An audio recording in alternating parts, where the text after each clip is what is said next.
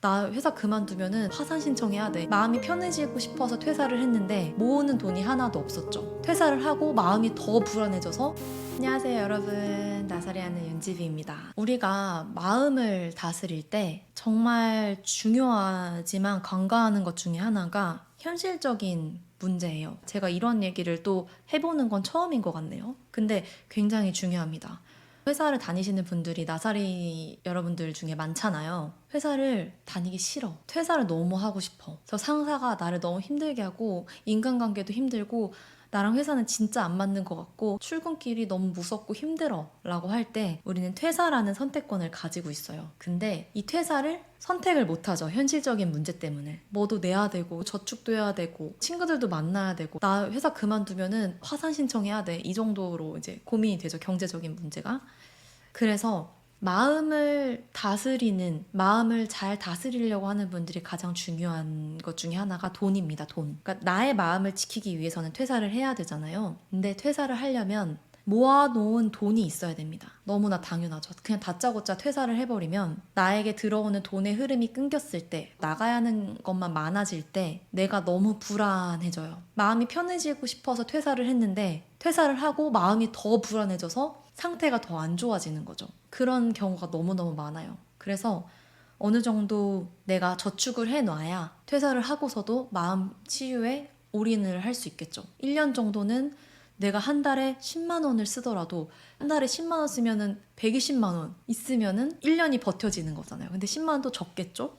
어느 정도 내가 20만 원이든 30만 원이든 내 그 캐파를 쫙 쪼여있고 났을 때 최소한의 생활비에 들어가는 돈을 내가 퇴사하고 쉬는 동안 1년이면 1년, 2년이면 2년 정도의 그 치를 만들어 놓고 쉬어야 돼요. 그리고 그와 동시에 돈 공부를 계속 해야 합니다. 저도 돈 공부 많이 하거든요. 제가 돈 공부를 하는 이유는 내 마음을 가장 우선순위에 두고 살고 싶어서예요. 현실적인 문제나 경제적인 문제에 쪼들려서 내 마음을 잃어버리는, 다시 예를 들어 회사로 들어가서 정말 싫어하는 사람들이랑 일하고 참고 살아야 되고 바보같이 또 당하고 있어야 되는 그런 나와 맞지 않고 너무너무 끔찍하게 싫은 그 상황을 다시 살지 않기 위해서 돈 공부를 많이 합니다. 저축부터. 생활 습관도 다 바꿨어요. 저도 옛날에 뭐 머리에 돈 많이 쓰고 네일 아트도 항상 했었고 또 친구들 만나면 비싼 데 가서 술도 마시고 칵테일, 뭐 위스키 이런 것도 많이 먹고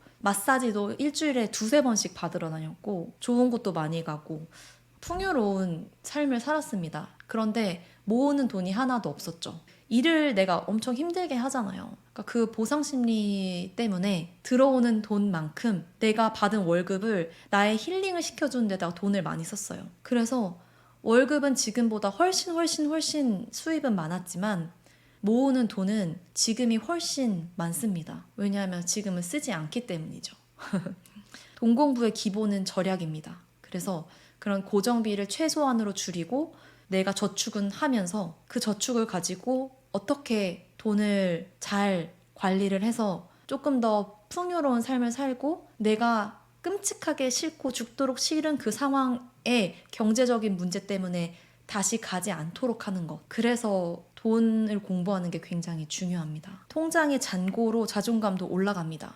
그래서 회사 생활을 하실 때도 내가 가지고 있는 자산이라고 해야 될까요? 내 통장에 돈이 많으면 내가 언제든 그만둘 수 있어 라는 마음을 가지고 회사를 다니면 회사를 다니기가 훨씬 쉬워집니다. 아쉬운 것도 없고요. 여러분들은 다들 돈 공부, 경제 공부 하시는지 궁금합니다. 내가 무지해서 고통스러운 것도 있거든요. 내가 잘 모르기 때문에 고통을 안고 살아가는 경우가 있어요. 경제적인 문제를 해결을 하면 감정이나 불안한 마음들이 많이 해소될 수 있는데 경제적인 문제를 해결하는 방법을 모르기 때문에 계속 짐처럼 떠안고 가면서 상태가 점점 악화되고 감정도 관리가 안 되고 주체가 안 돼서 정말 삶을 포기하고 싶어지는 단계까지 가는 그런 것도 사실 무지에서 비롯된 거거든요. 이 무지라는 단어가 이제 또 이렇게 불교에서 쓰이는 단어예요. 무지.